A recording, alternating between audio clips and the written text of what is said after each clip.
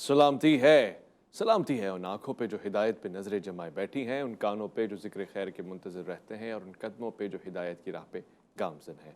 अस्सलामु अलैकुम वरहमतुल्लाहि वबरकातुहू। तमाम तारीफ़ें खुदाए बुज़ुर्ग बरतर के लिए जो वहदुल शरीक है, न कोई सानी न कोई हमसर।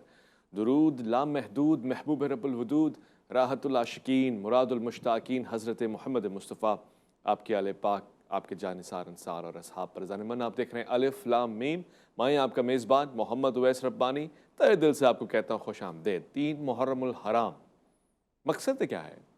मुहर्रम का मकसद, नए साल का मकसद, और फिर उस नए साल में कि जब एक शख्स है जो काफ़िला लिए मदीने से मक्का मुकर्रमा आता है, गोया वहाँ से अगर रजब की आखिरी सातों में और आखिरी रातों में उसने रवानगी इख्तियार की है, तो यहाँ मक्का मुकर्रमा में कोई 4 माह हैं जो उसने क़याम फरमाया। मकसद क्या है? क़याम इमाम हुसैन का। और यहाँ पे 4 माह रहने के बाद क्या मामलात हुए, सियासत क्या कहती है, मामलात क्या कहते हैं, और फिर इससे ज़्यादा बढ़ के नतीजा क्या निकल कर आता है कि 8 ज़िलहज को आप मक्का मुकर्रमा को भी अलविदा कह रहे हैं। ऐन उस दिन कि जिस दिन लोग बल्कि हाजी हज की नीयत करते हैं और उसके बाद हज के अरकान में शामिल हो जाते हैं। ज़रमन मैं मकसदियत इमाम हुसैन को समझने के लिए और नतीजा करबला को हासिल करने के लिए और फिर इन तमाम अज़कार को समेट कर आज की बज़म में इसलिए लेकर आया हूँ कि आप और मैं तशना न रह जाएं और आज भी उस मकसद के ऊपर अमल पैरा होने के लिए तैयार और बेदार रहें। आज के इस प्रोग्राम में तशरीफ़ फरमाएँ। मैं खुशामदद करना चाहता हूँ। आप मशहूर मारूफ मुअल्लिम हैं, मुदर्रिस हैं, शोबे तदरीस से भी आपकी वाक़फ़ियत है और ख़िताबत की दुनिया में भी आपका राज है। आप इदारा अल अज़ान फाउंडेशन के सरबराह, मुदीर और बानी हैं। मैं खुशामदद करना चाहता हूँ मुफ्ती इरशाद सईदी को। अस्सलामु अलैकुम वरहमतुल्लाहि वबरकातुहू। वालेकुम अस्सलाम वरहमतुल्लाहि वबरकातुहू। मैं खुशामदद कहूँगा अपने दूसरे मेहमान को। इनके होने से मुझे बड़ा ही एतदाल और बहुत ज़्यादा इल्म और हिकमत का मवाद मैसर रहता है। मैं खुशामदद करना चाहता हूँ इस्लामी नज़रियाती कौंसिल के मेंबर हैं, मशहूर मारूफ आलिम दीन हैं, अल्लामा ज़ियाउल्लाह शाह बुखारी साहब। अस्सलामु अलैकुम वरहमतुल्लाह। जी वालेकुम अस्सलाम वरहमतुल्लाहि वबरकातुहू। मैं गुफ्तगू का आगाज़ करता हूँ अल्लामा साहब आपसे। अल्लामा इरशाद हुसैन सईदी साहब, ये मक्का मुकर्रमा में इमाम हुसैन की जो आमद हुई है मदीना मुनव्वरा से, मैं इसको किस तरह से समझूँ? 4 माह यहाँ पे क़याम किस सूरत हाल की मज़ीद पेशनगोई करता है? यानी उस दौर में आगे क्या तैयारी है, क्या मसरूफियात इमाम ने रखी हैं मक्का मुकर्रमा में? देखिए, बहुत अहम सवाल है आपका माह मुहर्रमुल हराम के तनाजुर में, और यकीनन इमाम आली मुकाम इमाम शुहदा इमाम हुसैन रज़ियल्लाहु ताला अन्हो और आपके साथी जिन्होंने मैदान करबला में अपनी जानों के नजराने पेश किए, इस्लाम की बका के लिए और इस्लाम की फ़िक्र की बका के लिए बहुत बड़ा इसका किरदार है। इसलिए ये समझना ज़रूरी है कि इमाम आली मुकाम रज़ियल्लाहु ताला अन्हो व अलैहिस्सलाम, आप मदीना मुनव्वरा से जब आप तशरीफ़ ले आते हैं मक्का मुकरमा की तरफ, उस पस मंज़र को हम उस तनाजुर में समझ सकते हैं कि जब गवर्नर मदीना आपको बुलाता है और फिर वो यज़ीद की बैत का पैगाम आप तक पहुंचाता है और आप ये कहकर इनकार फरमा देते हैं कि मेरे जैसा उस जैसे की कभी बैत नहीं करेगा, और आप मदीना मुनव्वरा की सरज़मीन को छोड़ते हैं बादिले नाखास्ता इस ख़्याल से कि वो आका अलैहिस्सलातु वस्सलाम का जो फ़रमान मुबारक है कि एक शख्स की वजह से मदीना मुनव्वरा की हुर्मत पामाल होगी, कहीं वो मैं ना हो जाऊं, तो ये फ़िक्र दामनगीर है मदीना मुनव्वरा की हुर्मत की, और आप मक्का तशरीफ़ ले आते हैं अपने ख़ानदान के अफराद के साथ। और मक्का जब आपकी तशरीफ़ आवरी होती है तो 28 रजब या 3 शाबान, ये दोनों तारीख़ें मज़कूर हैं, मिलती हैं हमें, तो आप तशरीफ़ ले आते हैं और मक्का के मारूफ़ रास्ते से, यानी मक्का के मारूफ़ रास्ते पर आप तशरीफ़ लाते हैं मदीना मुनव्वरा से। कोई छुप कर या दाएं बाएं किसी गैर मारूफ़ रास्ते से भी आप नहीं आए। और मक्का जब आप पहुंचते हैं तो दर हकीकत आप जो बहुत सारे सीनियर सहाबाए किराम जो उस वक्त तक बाहयात थे वो भी मक्का में मौजूद थे, और मक्का इस एतबार से इस्लामी शख्सियात का एक मरकज़ था। तो ये इमाम अली मुकाम रज़ियल्लाहु ताला अन्हो की उस शान को ज़ाहिर फरमाता है कि बेशक आप अपना वियन रखते थे कि मौजूदा सूरत हाल के अंदर इस्लाम की हक़ानियत के लिए क्या किरदार अदा करना चाहिए या क्या इक़दाम करना चाहिए। इस शरह सद्र के बावजूद, क्योंकि आपको ये शरह सद्र अता हुआ था आका अलैहिस्सलातु वस्सलाम की तरबियत से, آغوش سیدہ کائنات سے اور حضرت مولا کائنات کی تربیت سے، تو آپ سمجھتے تھے اور جانتے تھے، مگر اس سب کے باوجود آپ نے یہ کوشش کی کہ میں تنہا کوئی اقدام نہ کروں۔ یہ جو اسلام پر مشکل وقت آیا ہے کہ ملوکیت جو ہے وہ پنجے پھیلا کر اسلام کے نظام کو، حیات اجتماعیت کو، حیات اجتماعی کو جو اس نے تباہ و برباد کرنے کے لیے تل گئی ہے، اس کا راستہ روکنے کے لیے تنہا اقدام کرنے کی بجائے تو ایک کنسنسس ڈیولپ کروں اور دوسروں کی آراء کو لیا جائے اور دیکھا جائے اور پھر نتیجہ نکالا جائے، تو یہ امام علی مقام رضی اللہ تعالیٰ عنہ صاحب بصیرت ہونے کے باوجود، صاحب دانش ہونے کے باوجود، آخری نتیجہ اپنی آنکھوں کے سامنے تصویر کی صورت میں ہونے کے باوجود، یہ آپ کی اس وسعت ظرفی کا اظہار تھا کہ آپ کسی طور پر نہیں چاہتے تھے کہ خام خواہ خون بہے یا بے نتیجہ کوئی سٹرگل ہو، تو آپ چاہتے تھے کہ دوسرے صحابہ کرام سے، دوسرے اصحاب سے، اہل درد سے اس پر مشاورت بھی کی جائے اور اجتماعی دانش کے ساتھ آگے بڑھنے کی کوشش کی جائے۔ لہٰذا مکہ مکرمہ کے اندر آپ کا یہ جو قیام مبارک تھا، اس میں یقیناً بہت سارے صحابہ کرام جیسے حضرت عبداللہ بن عمر موجود تھے، حضرت عبد الرحمن بن ابی بکر بھی تشریف لے آئے تھے، تو ایسی حضرت عبداللہ بن عباس تشریف فرما تھے، تو ایسی ہستیوں کے ساتھ آپ نے مکمل طور پر مشاورت کر کے پھر دیکھا جب ان کی آراء میں بھی یقیناً دلیل کی بنیاد پر آپ نے وزن محسوس کیا ہوگا، لیکن اپنے لیے راہ رخصت کا انتخاب مناسب نہیں جانا، بلکہ راہ عزیمت کے راہی بنے، مسافر بنے اور کربلا کی طرف عازم ہو، اور کربلا کی طرف آپ روانہ ہو گئے، مکہ مکرمہ کو الوداع کہا۔ علامہ ضیاء اللہ شاہ بخاری صاحب، یقیناً امام حسین نے یہ طے کر لیا تھا کہ وہ عراق کی سرزمین میں قدم رکھیں گے، وہاں سے کوفی لاتعداد خطوط بھی لکھ چکے تھے اور آپ ان خطوط کے جواب میں خود تشریف لے جا رہے تھے۔ آپ نے اپنا قاصد بھی روانہ فرمایا جناب حضرت مسلم بن عقیل کو، آپ پہ ہمارا سلام ہو، مگر اس کے باوجود نہیں سمجھ میں آتا کہ مدینہ کو الوداع کہہ کے مکہ مکرمہ میں آپ نے جو تشریف آوری کی اس کی وجوہات بار دیگر کیا تھیں، اور میں یہ بھی جاننا چاہتا ہوں کہ 4 ماہ جو آپ کا قیام رہا اس میں کچھ آپ کو حاصل بھی ہوا، ملاقات کا کوئی نتیجہ بھی نکلا، بیان فرمائیے گا۔ بسم اللہ الرحمن الرحیم۔ بلا شبہ سیدنا امام حسین علی مقام علیہ السلام رضوان اللہ علیہ وسلام وصلوات علیہ، ان کی شخصیت محترم جو ہے اس کو سمجھنے کے لیے میں سمجھتا ہوں کہ رسول اللہ صلی اللہ علیہ وسلم کی اس حدیث کو ہمیں ہمیشہ ملحوظ خاطر رکھنا چاہیے۔ آپ نے ارشاد فرمایا کہ حسین منی وانا من حسین، حسین مجھ سے ہے اور میں حسین سے ہوں۔ یہ صحیح بخاری کے اندر حدیث مروی ہے، اور اس میں آپ نے یہ جو ارشاد فرمایا کہ حسین مجھ سے ہے، یہاں عربی گرامر کے لحاظ سے من لتبعیض ہے۔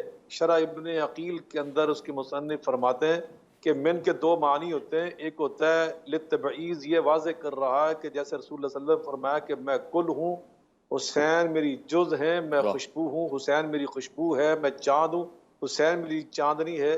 تو یہ، اور دوسرا جو فرمایا وہ انا من حسین، یہ للبیان ہے۔ آقا فرماتے ہیں ایک وقت آئے گا اگر تم نے انا مجھے دیکھنا ہو، میں نبیوں کا سردار، کائنات کا امام، اللہ کا محبوب، صاحب قرآن، صاحب دین، صاحب شریعت، محمد مصطفیٰ احمد مجتبیٰ صلی اللہ علیہ وسلم، تو پھر تم نے انا من حسین، تو تم نے میرے حسین کو دیکھنا ہے۔ اللہ حسین کا جو موقف ہوگا وہ میرا موقف ہوگا۔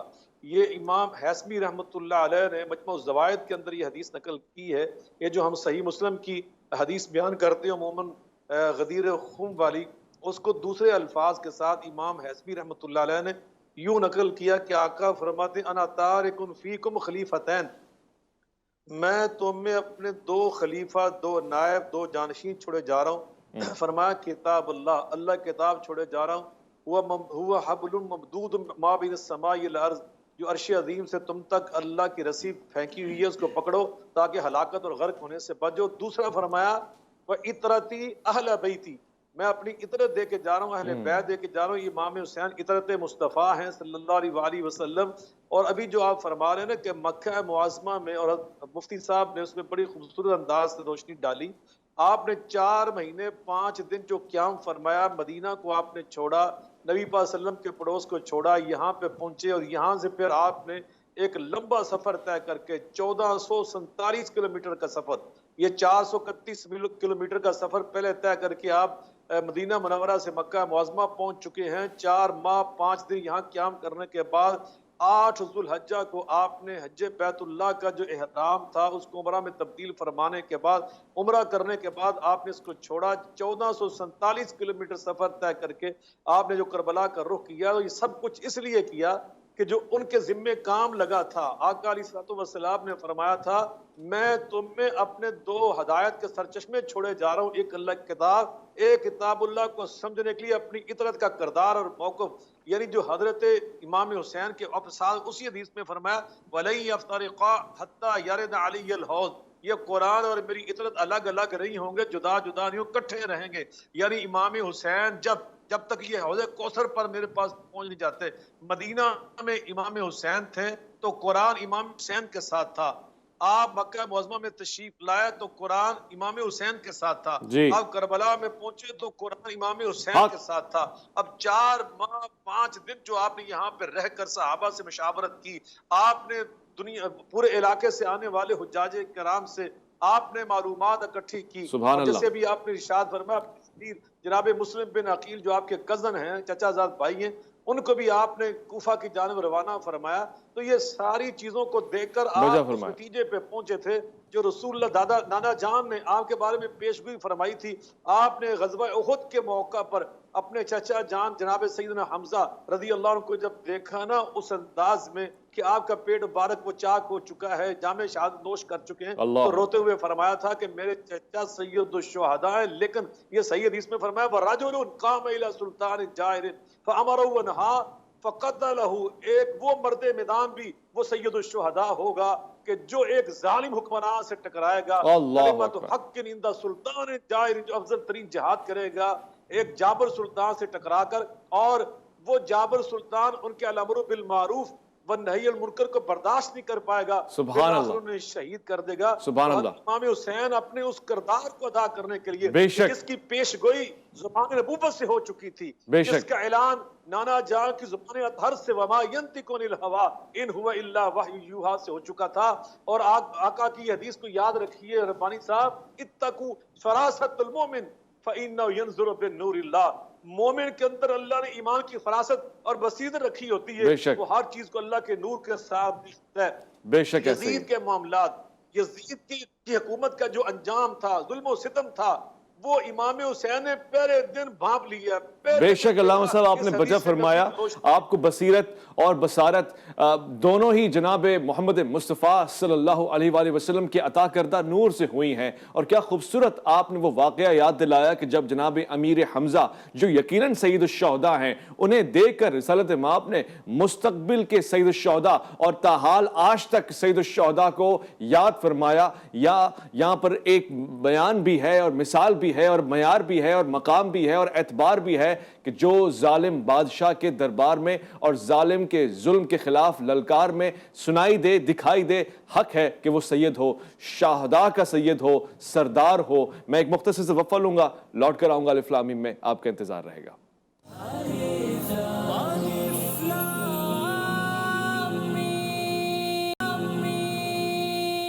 الف لام میم میں خوش آمدید۔ عزیزان من، میں آپ تمام امت مسلمہ یکم محرم سے میں کہتا ہوں تا حیات، مگر فرض کر لیں کہ پورے ماہ محرم بھی حضرت امام حسین کو یاد کریں تو کم ہے۔ اتنے رخ ہیں تاریخ میں آپ کو دیکھنے کے لیے، اور سارے ہی رخ اس نور انور کی جانب بیتاب نظر آتے ہیں، مضطرب نظر آتے ہیں۔ یقیناً ایسے عالم میں کہ عالم خود مضطرب ہو، نفس متمنا تو آپ ہیں نا۔ میں جاننا چاہتا ہوں مفتی ارشاد سعیدی صاحب سے کہ میں ایک عام مسلمان ہو کے حج کی خواہش رکھتا ہوں، مکہ مکرمہ میں ہوں تو پھر تو میں سب سے پہلا فریضہ حج کا ہی ادا کروں۔ یہ سید الشہداء امام علی مقام امام حسین، آپ پہ ہمارا سلام ہو، 8 ذی الحجہ کو 3 دن تو رہ گئے ہیں، اگر یہ 3 سے 5 دن کے حج کے ارکان ادا کر لیں گے تو کتنا بڑا مقام ہے حاجیوں کا۔ کیا ایسا بڑا مقصد ہے کہ حج کو چھوڑ کر اب روانہ ہو رہے ہیں عراق کی جانب 8 ذی الحجہ کو؟ یقیناً بہت اہم مقصد تھا، ایک ہے حج ادا کرنا اور ایک ہے حج کو بچانا، نظام حج کو بچانا۔ جیسے ایک ہے نماز ادا کرنا اور ایک ہے نماز کے نظام کو باقی رکھنا اور اس کی بقا کے لیے جد و جہد کرنا۔ امام علی مقام رضی اللہ تعالیٰ عنہ علیہ السلام جب ہم آپ کی جد و جہد کو دیکھتے ہیں تو سوال ایک پیدا ہوتا ہے کہ آخر اسلام کی تاریخ میں شہادتیں تو بہت ہوئیں، پھر کیا وجہ ہے کہ امام علی مقام رضی اللہ تعالیٰ عنہ کی شہادت کو اتنا چرچا اور شہرت اور قبولیت عامہ حاصل ہوئی؟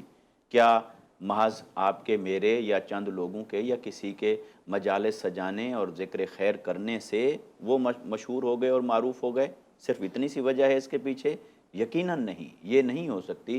تو پھر سوال یہ ہے کہ وجہ کیا ہے جو ان کی شہادت کو اتنا شہرت تامہ اور شہرت دوام ملی ہے؟ جیسے آپ نے کہا بھی قیامت تک، چلو کم سے کم محرم الحرام میں۔ تو پھر وجہ میری سمجھ کے مطابق، جو کچھ ادنا سا دین کا طالب علم ہونے کے ناطے قرآن اور حدیث سے، اس کی نصوص سے جو میں سمجھا ہوں، وہ یہ کہ ایک باطل وہ تھا جس کا قلع قمع فرمایا میرے مصطفیٰ صلی اللہ علیہ وسلم۔ وہ باطل اپنے ظاہری طور پر ہی شکل ایسی میں تھا کہ بت پرستی میں ہے، کفر میں ہے، اللہ کے انکار پر ہے، دین کے انکار پر ہے، وحی کے انکار پر ہے، نبوت کے انکار پر ہے۔ ایسے باطل کی پہچان اور شناخت قیامت تک کے انسانوں کے لیے کوئی مشکل نہ تھی، لہٰذا ایک وہ باطل تھا۔ اس باطل سے تو جنگ لڑ کے فتح یاب ہوئے میرے آقا صلی اللہ علیہ وسلم، لیکن نگاہ محمدی صلی اللہ علیہ وسلم دیکھ رہی تھی کہ ایک ایسا باطل بھی نمودار ہوگا جو خود دین کے روپ میں ہوگا، نماز کے روپ میں ہوگا، حج کے روپ میں ہوگا، عبادات کے روپ میں ہوگا، اسلامی شعار کے روپ میں ہوگا، مگر ہوگا باطل۔ اب اس کی شناخت اور پھر اس کے خلاف کھڑے ہونا، اس کے لیے میرے آقا صلی اللہ علیہ وسلم نے امام حسین رضی اللہ تعالیٰ عنہ کو تیار فرمایا تھا۔ اب آپ تیاری، بچپن کے وہ سارے واقعات کو اگر اس کی تیاری کے ضمن میں رکھ لیں تو میرے آقا صلی اللہ علیہ وسلم اس عظیم مقصد کے لیے تیار فرما رہے تھے امام حسین رضی اللہ تعالیٰ عنہ علیہ السلام۔ اس لیے جب آپ مدینہ سے تشریف لاتے ہیں اپنے پورے خانوادے کے ساتھ اور مکہ میں 4 ماہ اور 5 دن یا کم و بیش آپ قیام فرماتے ہیں اور تمام صحابہ کرام سے اور اسلام کے مختلف خطوں سے آنے والے حجاج کرام سے آپ معلومات بھی لیتے ہیں اور ایک مشاورت بھی کرتے ہیں اور اس میں پھر ایک نتیجے پر پہنچتے ہیں، وہ یہ تھا کہ اسلام کی جو حیات اجتماعیہ ہے، جسے آپ نظام خلافت کہیں، جسے آپ نظام اسلام کہیں، جسے آپ نفاذ اسلام کہیں، نظام مصطفیٰ کہیں، اسے عنوان آپ مصطفی انقلاب کا عنوان دیں، عنوان آپ اسے کوئی دے لیں، مگر وہ جو ہے کہ جو مسلمانوں کا نظم و نسق ہے وہ اللہ اور اس کے رسول صلی اللہ علیہ وسلم کی تعلیمات کے تابع رہے۔ دین کو مسجد یا چند اسلامی شعار اور عبادات کے اندر بند نہ کر دیا جائے، بلکہ اسلام کے پاس اسی طرح کا بھرپور ایک معاشرتی کردار ہو، ریاست اسلام کے تابع ہو، قانون اسلام کے تابع ہو اور تہذیب اور تمدن اسلام کے تابع ہو، آپ کی معیشت اور سیاست اسلام کے تابع ہو۔ وہ جو ایک عظیم مقصدیت ہے، وہ مقصدیت مفقود ہو گئی تھی، وہ ملوکیت میں بدلنے کے بعد مفقود ہو گئی تھی، لہٰذا اس کا احیاء اسلام کے احیاء کے مترادف تھا۔ اس کی بقا کی جنگ لڑنا وہ اسلام کی بقا کی جنگ لڑنے کے مترادف تھی۔ اس لیے جب اتنا عظیم مقصد امام علی مقام رضی اللہ تعالیٰ عنہ کے سامنے تھا، کیونکہ یزید جس طریقے سے براجمان ہوا تھا، نہ تو وہ طریقہ اسلام کے مطابق تھا اور جس طریقے سے وہ چلانا چاہتا تھا یا توقع تھی اس سے اور اس نے چلا کے دکھایا، نہ وہ اسلام کے مطابق تھا۔ لہٰذا اگر مسجدوں میں اذانیں ہو رہی ہیں تو یہ اسلام کی بقا نہیں تھی۔ امام علی مقام رضی اللہ تعالیٰ عنہ کی نگاہ مبارک وہاں تک دیکھ رہی تھی جہاں تک کوئی حاجی نہیں دیکھ رہا تھا، کوئی نمازی نہیں دیکھ رہا تھا۔ نمازی اور حاجی کو اپنا حج اور نماز نظر آ رہی تھی، مگر امام علی مقام کو اس سے آگے یہ نظر آ رہا تھا کہ اگر یہ اسی ڈگر پہ چلتے رہے تو پھر نماز کا نظام نہیں رہے گا، حج کا نظام نہیں رہے گا، اسلام کی بنیادیں نہیں رہیں گی۔ لہٰذا آپ نے اپنے احرام کو عمرہ میں تبدیل فرمایا اور آپ حج کی بقا کے لیے، حج کے تحفظ کے لیے، نظام اسلامی کے تحفظ کے لیے، نظام خلافت کے تحفظ کے لیے آپ نے قربانی دی۔ ظاہری نتائج اس وقت معروضی طور پر آئیں یا نہ آئیں، مگر آج تک امام علی مقام کی فکر نے جس قدر اسلام اور مسلمانوں کو زندہ کر رکھا ہے، آج اس کی اہمیت کھل کر روز روشن کی طرح عیاں ہو رہی ہے کہ وہ قربانی نہ ہوتی تو پھر آج دین کا یوں تذکرہ نہ ہوتا۔ اسلام زندہ ہو گیا ہے اس کربلا کے بعد۔ اسلام زندہ ہو گیا ہے اس کربلا کے بعد بہت خوبصورت، یقیناً علامہ صاحب کی گفتگو سننے کے بعد ذرا سی بھی تشنگی باقی نہیں رہی اس سوال میں سیراب ہو گیا، واللہ میں سیراب ہو گیا، اس کا کامل جواب مجھے ملا۔ مگر کچھ اوراق ایسے ہوتے ہیں کہ انہیں پلٹ پلٹ کے دیکھا جاتا ہے، بارہا دیکھا جاتا ہے۔ علامہ ضیاء اللہ شاہ بخاری صاحب، میں آپ سے بھی یہی سوال پوچھوں گا، اور گمان میں یہ سوچ رہا ہوں اسی جملے کو رکھ کے کہ اگر امام حسین کا مقصد مکہ مکرمہ میں آ کر عین 8 ذی الحجہ کو روانہ ہی ہونا تھا اور ان کو حاجیوں سے کوئی سروکار نہیں تھا، تو پھر مکہ مکرمہ آئے کیوں؟ اور اگر 8 ذی الحجہ کے علاوہ 13 ذی الحجہ 15 ذی الحجہ کو روانہ ہوتے تو بہت سارے حجاج بھی آپ کے ساتھ چل پڑتے کہ ان کا حج بھی پورا ہو جاتا۔ یہ فیصلہ اتنا حساس اور سنجیدہ اور اتنا منفرد کیوں تھا؟ میں سمجھتا ہوں کہ بلا شبہ جہاں میں نے بات چھوڑی تھی اس میں بہت سا پیارا خوبصورت انداز سے رنگ بھرا حضرت مفتی صاحب نے۔ میں یہ عرض کر رہا تھا، میرے آقا علیہ الصلوۃ والسلام نے فرمایا اتقوا فراست المؤمن فإنه ينظر بنور اللہ۔ مومن جس معاملے جس امر کو بھی دیکھتا ہے اللہ کے نور بصیر کے ساتھ دیکھتا ہے۔ واقعہ ہررا اہل مدینہ منورہ کے صحابہ کرام اور اس دور کی جو امت مسلمہ نے جو ایک عرصے کے بعد یزید کے معاملات کو دیکھ کر ان امور جانچا اور پرکھا اور سمجھا، وہ حضرت امام حسین نے اس وقت پرکھا، اس وقت سمجھا جب آپ نے احرام بدلا اور آپ نے تیاری فرمائی۔ اسی طرح خود مکہ معظمہ پر جب حملہ کیا یزیدی لشکر نے اور یزید کی فوج نے، تو مکہ کے لوگوں نے جس معاملے کو بعد میں سمجھا اور پرکھا، امام حسین کی آنکھ نے پہلے سمجھ لیا، آپ کی نگاہ بصیرت نے پہلے اس کو جانچ لیا۔ تو اس لیے جناب سیدنا امام حسین علیہ السلام کی جو شخصیت کی ہم بات کر رہے ہیں، وہ شخصیت کیا تھی؟ وہ عام شخصیت تھوڑی تھی۔ نبی پاک صلی اللہ علیہ وسلم کی میں نے ایک حدیث سنائی، ایک اور حدیث سناتا ہوں۔ آپ فرماتے ان الحسن والحسین سیدہ شباب اہل الجنہ، میرے بیٹے حسن و حسین عام افراد تو ہے نہیں ہے۔ صحابہ کے بارے میں آپ نے نام لے کے فرمایا تھا، ابو بکر فی الجنہ، عمر فی الجنہ، جن کو ہم عشرہ مبشرہ صحابہ کہتے ہیں۔ مگر یہاں کیا ہے؟ یہ نہیں فرمایا کہ جنتی ہیں، فرمایا یہ جنتی نوجوانوں کے سردار ہیں۔ تو گویا امام حسین جو فیصلہ کر رہے ہیں یہ جنت کا فیصلہ ہے، یہ جنت پہ چلنے والوں کا راستہ ہے، یہ اللہ والوں کا راستہ ہے، یہ ایمان کا راستہ ہے۔ جنت کس کو ملتی ہے؟ اللہ سے ڈرنے والے، اللہ کی خشیت رکھنے والے، اللہ کی غلامی کرنے والے، اللہ کی بندگی کرنے والے، اللہ کی اطاعت کرنے والے۔ ابھی مفتی صاحب اسلامی ریاست کی باتیں کر رہے تھے، اسلامی ریاست کے لیے محنت اور جد و جہد اور قربانیاں دینے والے۔ تو حضرت سیدنا امام حسین اس راستے کے صرف راہی نہیں ہے بلکہ اس کے سردار اور سید ہیں۔ آپ جنت میں لے جانے والے سردار اور سید ہیں۔ تو یقیناً جو آپ کا موقف تھا پوری امت کو آج بھی اس کو سمجھنا ہے کہ آپ نے جو اس وقت فیصلہ کیا تھا وہ فیصلہ تھا جنت میں لے جانے والا۔ اور آپ نے وہ فیصلہ کیا کہ ایک طرف جیسے ہمارا ایک فقہ کا مسئلہ ہے کہ نماز با جماعت ہو رہی ہو اور ایک آدمی اس وقت جماعت کھڑی ہے، نمازی نماز جماعت میں شامل ہے، کوئی کنویں میں گر جاتا ہے، ایک مسلمان کوئی انسان اس میں گر جاتا ہے، تو اس کی جان بچانے کے لیے ہمیں بعض کو فردی نماز توڑنا، اس کی ہمیں پابندی، اس کے ہم مکلف ہیں کہ نماز توڑیں اس کے بچائیں۔ تو امام حسین اپنا ایک نفلی حج جو کر رہے تھے، آپ نے امت کی بقا کے لیے، آپ نے دین کے استحکام کے لیے، آپ نے دینی اقدار کے تحفظ کے لیے، جیسے مفتی صاحب نے بڑی تفصیل سے چیزوں کو بیان کر دیا، اسلامی ریاست کے خط و خال کو بیان کر دیا، اس کی تہذیب و تمدن کو بیان کر دیا، اس کے نظام تعلیم و تربیت کو بیان کر دیا، اس پورے نظام اخلاقیات، نظام عبادات کو بیان کر دیا۔ ان سارے اس پورے سسٹم اور نظام کی بقا اور تحفظ کے لیے سیدنا امام حسین عالی مقام، انہوں نے نگاہ بصیرت سے اور اس ایمانی فراست سے اور ایک بحیثیت جنت کے سردار اور جنت کے سید کے آپ نے صراط مستقیم کے رکھوالے کی حیثیت سے اپنی یہ ذمہ داری سمجھی، اپنا یہ فرض سمجھا جو اللہ اور رسول سے ان کو اس بات سمجھ آ چکی تھی کہ یہ میں نے جھنڈا لے کے کھڑا ہونا ہے، یہ میں نے یہ فریضہ انجام دینا ہے، الامر بالمعروف ونہی عن المنکر، منکر کو مٹانے کے لیے آپ کھڑے ہوئے۔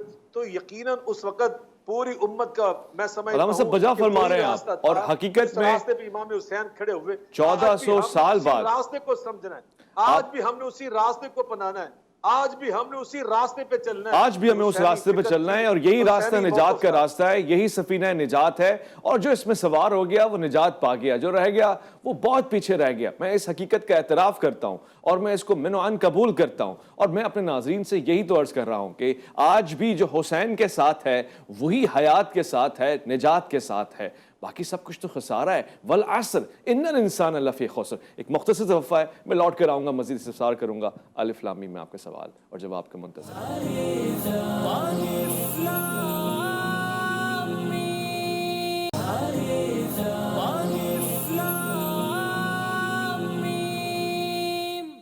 بھی میں خوش آمدید کہوں گا بغیر کسی فاصلے کے. میں آپ کو علماء کرام کے پاس لے جاؤں گا اور ان سے میں آج یہی سوال پوچھ رہا ہوں. مکہ مکرمہ میں امام حسین کی آمد 3 شعبان کو ایک بار پھر سے اس انداز سے ہو رہی ہے, یعنی وہ جو مدینے میں تھی وہ آج مکہ مکرمہ میں آمد ایک فلسفہ, ایک مقصد کو لے کر ہو رہی ہے. اس مقصد میں جو شامل ہو جائے وہ نجات پا جائے. علامہ ضیاء اللہ شاہ بخاری صاحب نے واضح انداز سے مقام اور مرتبہ امام حسین کو بیان فرمایا. یہ بھی بتایا کہ جس موقف پہ آپ ہیں وہی موقف حق ہے. مگر علامہ صاحب میں یہ کہوں کہ جس موقف پہ آپ ہیں وہی موقف حق ہے اور اس کے سوا کوئی اور موقف نہیں چلے گا, یا پھر دیگر لوگ بھی اپنے اعتبار سے اپنی اپنی آراء کے مطابق محفوظ ہیں اور وہ اپنے احادیث کے تعبیرات کے اوپر عمل کر رہے ہیں؟ اس کا ذرا وضاحت کے ساتھ جواب میں طلب کرنا چاہتا ہوں آپ سے. جی دیکھیے, اسلام نے مختلف راستے رکھے ہیں. اگر اس کو میں کیٹیگرائز کرتے ہوئے صرف 2 راستوں کی بات کروں, ایک راہ رخصت ہے اور ایک راہ عزیمت ہے. یہ دونوں راستے وہ ہیں جو جائز راستوں کے درجے پر ہیں. اس کے علاوہ کسی راہ کو کوئی اپنائے گا تو پھر وہ گناہ کا راستہ ہوگا, وہ معصیت ہوگی, وہ نافرمانی ہوگی. لیکن جب کبھی کوئی ان 2 میں سے کسی ایک کا انتخاب کرنا ہو تو اللہ رب العزت نے فضیلت تو رکھی ہے راہ عزیمت کے اندر, لیکن راہ رخصت والوں کو ملامت نہیں ہے. اگرچہ وہ فضیلت سے محروم ہوئے مگر ان کو ملامت سے محفوظ رکھا, کیونکہ وہ اس راستے پر چل پڑے کہ جس راستے کو اللہ اور اس کے رسول صلی اللہ علیہ وسلم نے نافرمانی اور معصیت کے درجے پر نہیں رکھا بلکہ جائز رکھا. اب جب ہم دیکھتے ہیں امام علی مقام رضی اللہ تعالیٰ عنہ وعلیہ السلام, آپ کا یہ جو مکہ کے اندر قیام ہے, جہاں آپ اپنے بہت ساری چیزوں کا تجزیہ فرما رہے تھے, حقائق کا تجزیہ فرما رہے تھے, اور یہ اسلام کا مرکز تھا, اور دور دراز کے اسلامی خطوں سے آنے والی خبریں, معلومات اور اس کا تجزیہ فرما رہے تھے, تو وہیں پر آپ اس نتیجے پر پہنچے کہ اس وقت راہ رخصت کو اختیار کرنا وہ اسلام کو کوئی فائدہ پہنچانے والی بات نہیں. ہاں, اپنے آپ کو بچانا اور اللہ کی نافرمانی سے بچ کر چھپ کر کہیں زندگی گزار لینا یہ تو ہے, مگر اسلام کا فائدہ اس میں ہے کہ راہ عزیمت کو اختیار کیا جائے.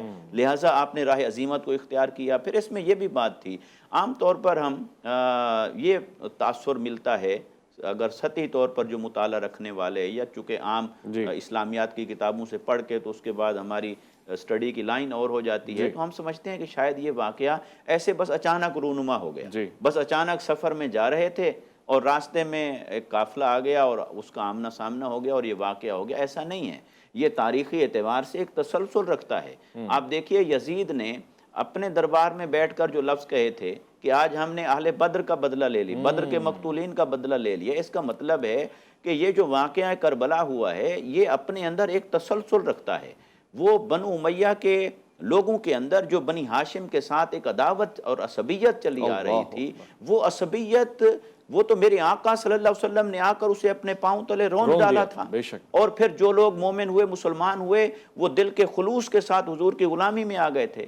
مگر یہ یزید سے ہمیں دکھائی دیتا ہے کہ پھر وہی عصبیت نے سر اٹھایا اور اس نے بدر کے مقتولین کا اپنے آپ کو وارث قرار دیا. تو جب وہ یہ بنا تو یہ تاریخی طور پر ایک پس منظر بنتا ہے. اس لیے امام علی مقام جب مدینہ سے تشریف لائے اور مکہ میں رہے تو وہ سارا پس منظر بھی آپ کے سامنے تھا اور پیش منظر بھی تھا اور آگے آنے والے حالات بھی تھے. اس سب کا تجزیہ کرتے ہوئے امام علی مقام دیکھ رہے تھے کہ یہ نہیں ہو سکتا کہ مجھے پرامن طریقے سے حج کرنے دیا جائے گا, کیونکہ 4 ماہ کا وقت گزر چکا تھا اور دشمن آپ کے تعاقب میں تھا اور وہ ہر حال میں آپ کی آواز دبانا چاہتا تھا.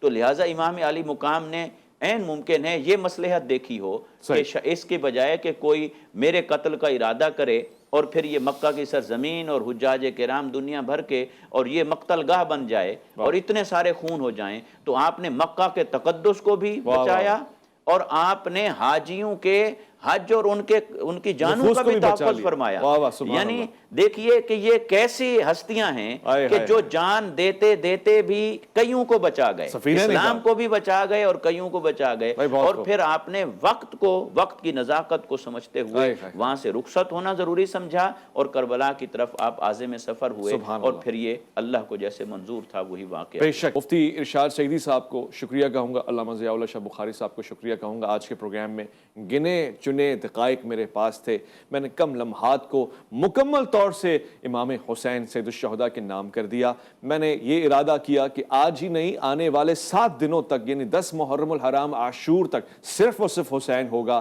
یا حسین ہوگا، بس حسین ہوگا، اور ان مقاصد کو سمجھا جائے گا۔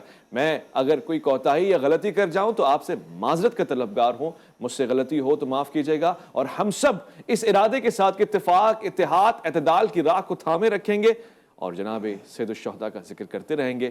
وعدہ و ارادہ کرتے ہیں، اپنا خیال رکھیں گے، اپنے سے بڑھ کے خیال رکھیں گے۔ اللہ رب العزت کے فرمان کا، احکام کا، ویس ربانی کو دیجیے گا اجازت۔